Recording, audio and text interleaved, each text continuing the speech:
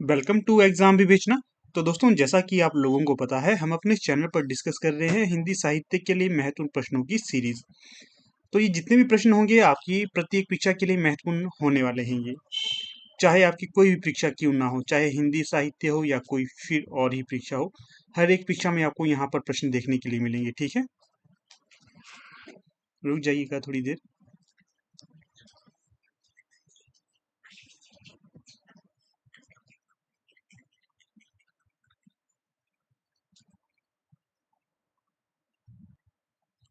देखिएगा, चलते हैं अपनी लेक्चर की तरफ।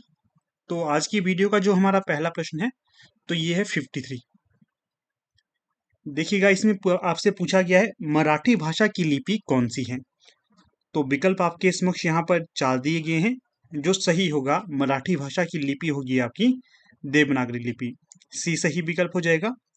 इसके पश्चात जो अगला प्रश्न आपसे यहाँ पर पूछा गया है 54, इसमें पूछा गया है इनमें से कौन से शब्द की वर्तनी गलत है। तो दिए गए विकल्पों में से जो सही नहीं होगा वर्तनी के हिसाब से शब्द, तो वो होगा विकल्प बी के लिए। बाकी चाहिए, इसलिए और गए, ये तीनों ही यहाँ पर सही हो जाएंगे। बाकी देखिए, वीडियो को शुरू करने से पहले आपको अवगत करवा देता हूँ, हमारी टीम के द्वारा LT TET LT commission PGT Hindi के लिए न्यू कोर्स लॉन्च कर दिए गए हैं। अगर आप में से कोई भी इंटरेस्टेड कैंडिडेट होगा तो वो हमारे बैच के साथ जुड़ सकता है और अपनी तैयारी को सुदृढ़ कर सकता है, क्योंकि बहुत समय से ये अब बात चली हुई है कि पीजीटी के लिए पोस्टें निकलने वाली है। कुछ समय के पश्चात आपको जल्द ही पीजीटी हिंदी की पोस्टें देखने के लिए मिलेगी। जो हमारा बैच है ये भी आपका 1 अक्टूबर से शुरू होने वाला है। तो अगर आप में से कोई इंटरेस्टेड कैंडिडेट होगा तो वो 1 अक्टूबर से पहले पहले इसमें एनरोल हो सकता है और अपनी तैयारी को सुदृढ़ कर सकता है। हम आपको यहाँ पर हिंदी साहित्य का जो पीजीटी हिंदी के लिए महत्वपूर्ण चीजें रहेंगी A to Z करवाएंगे, आपको कहीं पर भी भटकने की आवश्यकता नहीं होगी। ठीक है, तो जो भी इंटरेस्टेड कैंडिडेट होगा तो वो हमें व्हाट्सएप कर सकता है। व्हाट्सएप नंबर हमारा है 8219312129। ये आप नंबर आपको डिस्क्रिप्शन बॉक्स में भी मिल जाएगा। ठीक है, चलिए ज्यादा लंबा वीडियो को ना खींचते हुए शुरू करते हैं अगले प्रश्न को। तो इसमें आपसे पूछा गया है 55 में, इनमें से अशुद्ध शब्द छांटिए। तो जो अशुद्ध शब्द यहाँ पर होगा तो वो होगा विकल्प ए। 31 इस प्रकार से लिखा ये जो 31 इस तरह से नहीं लिखा जाता है, ये आपका अशुद्ध हो जाएगा विकल्प ए के हिसाब से। फिर अगला प्रश्न देख लेते हैं। अगला प्रश्न है 56। सरकारी कामकाज की वह भाषा जिसे संविधान ने सरकारी कामकाज के लिए स्वीकृत किया है क्या कहलाती है। तो ये कहलाएगी आपकी राजभाषा। क्या कहलाएगी? राजभाषा। डी सही विकल्प। अगला प्रश्न है 57। किसी देश के बहुसंख्यक लोगों की भाषा कहलाती है। तो ये क्या कहलाएगी? तो ये कहलाएगी राष्ट्रभाषा। ये आपने अंतर याद रखना है। किसी देश के बहुसंख्यक लोगों की भाषा कहलाएगी राष्ट्रभाषा, और सरकारी कामकाज के लिए जिस भाषा का प्रयोग किया जाता है उसे कहा जाता है राजभाषा। अगला प्रश्न है 58। इसमें आपसे क्या पूछा गया है?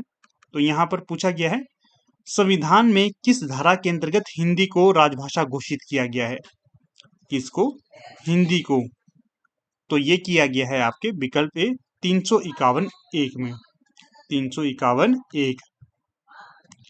अगला जो प्रश्न है 59, इसमें आपसे पूछा गया है हिंदी दिवस कब मनाया जाता है। तो जो हिंदी दिवस की बात की जाए तो ये आप सभी को पता ही होगा, 14 सितंबर को मनाया जाता है ये प्रत्येक वर्ष 14 सितंबर को। सी सही विकल्प हो जाएगा इसका। अगला जो प्रश्न है यहाँ पर आपका, ये है आपका 60। इसमें पूछा गया है खड़ी बोली हिंदी का विकास किस भाषा से हुआ। तो जो खड़ी बोली हिंदी का विकास हुआ था अपभ्रंश से हुआ था। विकल्प डी सही हो जाएगा यहाँ। अगला जो प्रश्न है यहाँ पर 61, इसमें पूछा गया है अपभ्रंश भाषा में लिखित रामचरित कौन सा है। तो जो अपभ्रंश भाषा में लिखा गया रामचरित्र है तो वो कौन सा होगा। तो वो हो जाएगा पौंचर्यू। पौंचर्यू। सी सही विकल्प हो जाएगा। ये देखिए, पौंचर्यू पूछा जाता है किसकी रचना है। तो ये स्वयंभू की रचना हो जाएगी, ध्यान रखना है, स्वयंभू की। बाकी देखिए दोस्तों, अगर आपको हर एक लेक्चर का पीडीएफ चाहिए होता है तो आप हमारे पेड टेलीग्राम बैच है उसको ज्वाइन कर सकते हैं। वहां पर आपको हर एक लेक्चर का पीडीएफ मिल जाता है। वो भी मिलता है आपको विद आंसर की, ठीक है। कोई भी लेक्चर होगा उसका आपको पीडीएफ वहां पर मिल जाएगा। वन टाइम मेंबरशिप होती है, एक बार आप उसकी मेंबरशिप करेंगे तो आपको बार बार की झंझट नहीं रहेगी, एक बार में ही आपकी एनरोलमेंट वहां पर हो जाएगी। भविष्य में कोई और लेक्चर होते हैं या फिर डेली के पीडीएफ आपको वहां पर दिए ही जाते हैं, आप उस टेलीग्राम मेंबरशिप में भी ज्वाइन हो सकते हो। अगला प्रश्न है 62, अपभ्रंश भाषा का विकास किस भाषा से हुआ? तो जो अपभ्रंश भाषा का विकास हुआ था ये प्राकृत से हुआ था, प्राकृत भाषा से। सी सही विकल्प हो जाएगा। अगर पूछा जाएगा प्राकृत से पहले कौन सी भाषा प्रयोग में लाई जाती थी, तो ये पाली लाई जाती थी। अगला प्रश्न है 62, इसमें पूछा गया है इनमें से हिंदी का प्रथम प्रचारक कौन था? तो जो दिए गए विकल्पों में से हिंदी का प्रथम प्रचारक माना जाता है तो ये होंगे स्वामी दयानंद सरस्वती। कौन होंगे? स्वामी दयानंद सरस्वती। सी सही विकल्प होगा यहाँ।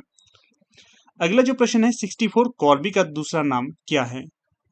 तो जो कौरवी का दूसरा नाम पूछा जाएगा तो ये हो जाएंगे आपके यहाँ पर सही विकल्प के तौर पर खड़ी बोली।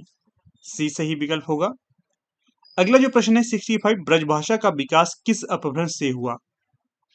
तो जो ब्रजभाषा का विकास हुआ है ये हुआ आपका शौरसैनी अपभ्रंश से। डी यहाँ सही विकल्प हो जाएगा। अगले प्रश्न की बात करें तो ये है 66, इसमें क्या पूछा गया है? खड़ी बोली का दूसरा नाम बताइए। तो जो खड़ी बोली का दूसरा नाम होगा यहाँ पर, तो ये मैंने आपको ऊपर ही बताया था, तो ये हो जाएगा आपका कौरवी। अगर बात करें हरियाणवी का दूसरा नाम क्या है, तो ये बांगरू होगा, ये भी ध्यान रखना है आपने। अगला प्रश्न देखिएगा 67, यहाँ पर प्रश्न बन रहा है आचार्य शुक्ल ने हिंदी गद्य के प्रारंभिक 4 उन्नायकों में से इनमें से किसे स्थान नहीं दिया? तो जो राजा शिव प्रसाद सितारे हिंद है इनके द्वारा, इनको आचार्य रामचंद्र शुक्ल के द्वारा हिंदी गद्य के प्रारंभिक 4 उन्नायकों में से स्थान नहीं दिया गया था। मुंशी इंशा अल्लाह खां, सदल मिश्र, लल्लू लाल और सदा सुखलाल, इन चारों को स्थान दिया था। सदा सुखलाल यहाँ पर नहीं है, बाकी तीनों तो हैं, इनका ध्यान रखिएगा, ये तीनों तो थे। फिर अगला प्रश्न देखिएगा यहाँ पर 82, भरतेश्वर बाहुबली रास नामक रचना के रचयिता कौन है? तो ये होंगे शालिभद्र सूरी। विकल्प बी सही होगा। फिर है 83 में पूछा गया है 84 सिद्धों में पहले सिद्ध कौन है? तो जो 84 सिद्ध है इनमें जो पहले सिद्ध माने जाते हैं लुइपा। अगला प्रश्न है 84, आजू हम गाय चराबनु गयो, यह पंक्ति किस बोली की है? तो ये है आपकी ब्रजभाषा की, यहां पर डी सही विकल्प हो जाएगा। अगला प्रश्न देखिएगा 85, इनमें से नागरिक प्रचारणी सभा से कौन जुड़ा रहा? तो जो बाबू श्याम सुंदर दास हैं ये जुड़े रहे आपके नागरिक प्रचारणी सभा के साथ। फिर अगला प्रश्न देखिएगा 86, कीर्ति लता किस भाषा की रचना है? तो जो कीर्ति लता होगी ये होगी आपकी अवहट भाषा की रचना, ठीक है, ये सही विकल्प होगा यहाँ। अगर पूछा जाएगा कीर्ति लता किसकी रचना है, तो ये किसकी होगी? विद्यापति की, ये भी ध्यान रखना है। अगला प्रश्न है यहाँ पर 87, इनमें से कौन सी बोली पूर्वी हिंदी की है? तो जो पूर्वी हिंदी की बोली होगी तो वो होगी बघेली। फिर अगला प्रश्न है 88, यहाँ पर आपको ज्यादा व्याख्यान नहीं दे रहा हूं, जो प्रश्न का उत्तर सीधे सीधे पढ़ रहा हूं। अगर आपको ऐसी सीरीज अच्छी लगती है या फिर ज्यादा व्याख्यान देना आपको अच्छा लगता है तो आप बता सकते हैं, मैं वैसे ही पहले प्रश्न को पढ़ूंगा फिर उत्तर दूंगा, थोड़ी सी इसकी व्याख्या दे दूंगा, इस प्रकार से करूंगा। अगर आपको लगता है कि इसी तरह से मुझे पहले प्रश्न पढ़ना है फिर उत्तर देना है फिर नेक्स्ट प्रश्न पढ़ना है, अगर ये सही पैटर्न लगता है तो आप बताइएगा, इसको ही फॉलो करेंगे हम। प्रश्न संख्या है 88, क्या पूछा गया है इस प्रश्न में? 84 वैष्णवन की वार्ता क्या है? तो जो 84 वैष्णवन की वार्ता है ये होगा आपका ब्रजभाषा की गद्य रचना। फिर अगला प्रश्न देखिएगा 89, इसमें आपसे पूछा गया है 252 वैष्णवन की वार्ता के लेखक हैं? गोकुलनाथ। विकल्प सी सही। अगला प्रश्न है 90, अष्टयाम के रचयिता कौन है? तो जो अष्टयाम के रचयिता हो जाएंगे नाभादास। फिर अगला प्रश्न देखिए 91, आर्य समाज की स्थापना कहां पर हुई? तो जो आर्य समाज की स्थापना हुई ये आपके बंबई में हुई। बी यहां सही होगा। अगला प्रश्न है 92। इसमें पूछा गया है इनमें से कौन सुमेलित नहीं है। जो आर्य समाज है इसकी स्थापना की गई थी स्वामी दयानंद सरस्वती के द्वारा, बिल्कुल सही है। जो ब्रह्म समाज है इसकी स्थापना किसके द्वारा की गई थी, राजा राम मोहन राय के द्वारा। फिर जो प्रार्थना समाज है इसकी स्थापना एनी बेसेंट के द्वारा की गई थी, नहीं, ये इनके द्वारा नहीं की गई थी। और जो रामकृष्ण मिशन है इसकी स्थापना की गई थी विवेकानंद जी के द्वारा, ये भी सही होगा। अगला प्रश्न देखिए 93। इसमें क्या पूछा गया है, इनमें से क्या ठीक नहीं है। तो जो ठीक है वो देख लेते हैं पहले। जो मैथिली है ये बोली जाती है बिहार में, बिल्कुल सही है जी। फिर है मारवाड़ी, ये बोली जाती है राजस्थान में, ये भी सही है। फिर जो बुंदेली है ये पूर्वी हिंदी की बोली है, तो ये गलत होगा। और जो कन्नौजी है ये पश्चिमी हिंदी की बोली है, तो ये भी सही होगा। ठीक है, ये ध्यान रखना है। अगला प्रश्न है 94। उत्तम पुरुष में एक वचन का सर्वनाम हौ किस बोली का सूचक है। ये होगा आपका ब्रजभाषा का। ये जो शब्द है कई बार सूरदासी से प्रयोग करते हैं, कई बार तो क्या मैक्सिमम टाइम से सूरदास ने प्रयोग किया है। अगला प्रश्न है 95। इस समय हिंदी क्षेत्र के अंतर्गत कितने प्रदेश हैं। इस समय हिंदी के अंतर्गत हैं आपके 10 प्रदेश। अगला प्रश्न है 96। भूतकाल के कितने भेद होते हैं। तो जो भूतकाल है इसके होते हैं 6 भेद, विकल्प बी सही। अगला प्रश्न देखिए 97। इसमें आपसे पूछा गया है सही मेल कौन सा नहीं है। कन्नौजी इटावा में बोली जाती है, सही है। ब्रजभाषा हाथरस में बोली जाती है, सही है। बुंदेली झांसी में बोली जाती है, सही है। परंतु जो भोजपुरी है ये लखनऊ में नहीं बोली जाती, ये गलत हो जाएगा यहाँ। अगला प्रश्न है 98। रामायण किस भाषा में रचित है। तो जो रामायण है ये है आपके संस्कृत भाषा की रचना, विकल्प डी सही। अगला प्रश्न है 99। चलिए इस प्रश्न का उत्तर आप बताइएगा, रामायण के रचयिता कौन है। रामायण और महाभारत के इन दोनों के आपने उत्तर देने हैं, ठीक है। कमेंट आप कर सकते हो, ये आपके लिए छोड़ देता हूं, नेक्स्ट वीडियो में आपको इसका उत्तर दे दूंगा। अगला प्रश्न है 99। पाली किस धर्म की भाषा है। तो जो पाली है ये होगी आपकी बौद्ध धर्म की भाषा।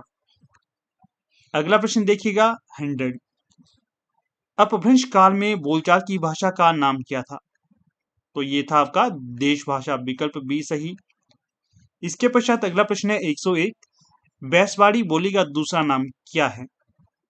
तो जो बैसवाड़ी बोली है इसका दूसरा नाम होगा अवधी, विकल्प बी। अगला प्रश्न देखिएगा 102। पहाड़ी भाषा का विकास किस अपभ्रंश से हुआ। जो पहाड़ी भाषा है इसका विकास हुआ है खस से, डी सही विकल्प होगा। अगला जो प्रश्न है 103। इसमें आपसे पूछा गया है देवनागरी लिपि का उल्लेख सर्वप्रथम कहाँ मिलता है। तो जो देवनागरी लिपि का सर्वप्रथम उल्लेख मिलता है जयभट्ट का शिलालेख में। अगला प्रश्न देखिएगा बर्ण रत्नाकर इनमें से किसकी कृति है। तो जो बर्ण रत्नाकर है ये ज्योतिरीश्वर ठाकुर की कृति होगी, डी सही विकल्प। अगला प्रश्न देखिएगा 105। इनमें से दामोदर शर्मा की कृति है। तो जो उक्ति व्यक्ति प्रकरण है ये होगी दामोदर शर्मा की कृति, सी सही विकल्प होगा यहाँ। अगला प्रश्न देखिएगा 106। अपभ्रंश का पहला कवि किसे माना जाता है। अपभ्रंश का पहला कवि माना जाता है स्वयंभू को। अगला प्रश्न 107। इनमें से गलत जोड़े का चयन कीजिए। पहले सही जोड़ा देखते हैं। विद्यापति की रचना है कीर्तिलता, सही है। हेमचंद्र की रचना है शब्दानुशासन, ये भी सही है। रामसिंह की रचना है पाहुन दोहा, ये भी सही है। दामोदर शर्मा की रचना बर्ण रत्नाकर है, तो ये गलत हो जाएगा। कौन होंगे बर्ण रत्नाकर की रचना का, ज्योतिरीश्वर ठाकुर, ये ध्यान रखना है आपने। फिर अगला प्रश्न है 108। अपभ्रंश भाषा का प्राचीनतम प्रयोग किस साहित्य में हुआ। तो जो अपभ्रंश भाषा का प्राचीनतम प्रयोग हुआ था जैन साहित्य में। अगला जो प्रश्न यहाँ पर 109 है, अपभ्रंश के नागर, उपनागर एवं ब्राचट भेद किसने किए। तो ये तीनों भेद किए गए थे मार्कंडे जी के द्वारा। अगला जो प्रश्न है 110। इसमें आपसे पूछा गया है इनमें से कौन सी रचना अपभ्रंश व्याकरण है। तो शब्दानुशासन, सी सही विकल्प। अगला प्रश्न देखिएगा 111। अमीर खुसरो का जन्म स्थान इनमें से किस जिले में है। तो ये पटियाली गांव के एटा जिले में, एटा जिले के पटियाली गांव में हुआ था, उल्टा बोल दिया, एटा जिले के पटियाली गांव में। अगला प्रश्न देखिएगा 112, इसमें आपसे पूछा गया है फर्रुखाबाद में बोले जाने वाली बोली का नाम बताइए। तो फर्रुखाबाद में बोली जाती है कन्नौजी। अगला प्रश्न देखिए 113, चैतन्य महाप्रभु का संबंध इनमें से किस संप्रदाय से था? तो ये है आपका सही गौड़ीय संप्रदाय, सी सही विकल्प होगा यहाँ। तो देखिएगा दोस्तों, कुछ इस प्रकार से आज का ये हमारा लेक्चर रहा है। ज्यादा लंबा तो इसे नहीं खींचा, शॉर्ट शॉर्ट में आपको इसके उत्तर देने चाहे मैंने। और जितने भी प्रश्न आपको दिए हैं ये सारे ऑफिशियल आंसर की पर आधारित है। फिर भी लगता है किसी प्रश्न का उत्तर गलत दिया गया है तो आप बेझिझक बता सकते हो। बाकी वीडियो को समाप्त करने से पहले फिर से आपको अवगत करवा देता हूं, हमारी टीम के द्वारा PGT Hindi, LT TET, LT commission के लिए कोर्स लॉन्च कर दिए गए हैं। अगर आप लोग पीजीटी हिंदी के लिए जुड़ना चाहते हैं या फिर किसी अन्य ग्रुप के साथ जुड़ना चाहते हैं तो आप हमें संपर्क कर सकते हो, व्हाट्सएप कर सकते हो 8219312129 पे। ये हमारा व्हाट्सएप नंबर है, ये नंबर आपको डिस्क्रिप्शन बॉक्स में भी मिल जाएगा। जो पीजीटी हिंदी के लिए 1 अक्टूबर से हमारा न्यू बैच बैठने वाला है, तो अगर आप इसमें एनरोल होना चाहते हैं तो एनरोल हो सकते हो। यहाँ पर आपको संपूर्ण हिंदी साहित्य की तैयारी करवाई जाएगी। आपको हिंदी के लिए कहीं पर भटकने की आवश्यकता नहीं होगी, ठीक है। अगर अधिक जानकारी चाहते हो तो जो नंबर आपको बताया मैंने, इस पे आप संपर्क कर सकते हो। 1 अक्टूबर से हमारा ये बैच शुरू होने वाला है, ठीक है। और जो हमारा पेड टेलीग्राम बैच है उसमें ये सारी पीडीएफ आपको विद उत्तर दी जाती है। उससे भी जुड़ना चाहते हैं तो उसके लिए भी आप व्हाट्सएप कर सकते हो, लिखना आपने है टेलीग्राम के लिए, ठीक है। तो चलिए अब यहाँ पर अपनी वीडियो का समापन कर लेते हैं। आप लोग वीडियो के अंत तक बने रहे, इसका बहुत बहुत धन्यवाद।